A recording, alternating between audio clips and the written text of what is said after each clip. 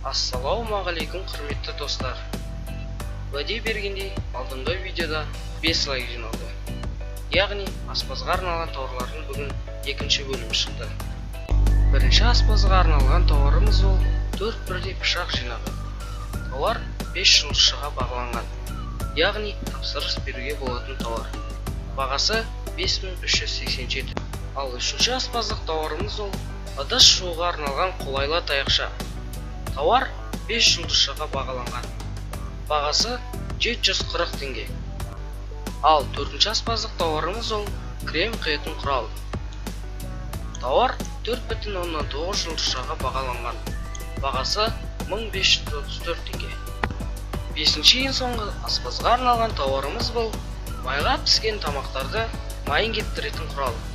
Тауар 4,8 жұлдызшаға бағаланған.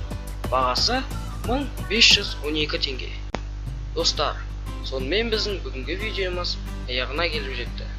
Егер де осы видео ұнаса, лайкпен және де арнаға тіркеліп бағалаңыздар.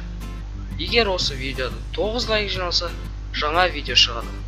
Сіздермен болған қазақша Алиэкспресс арнасы келесі кездескенше.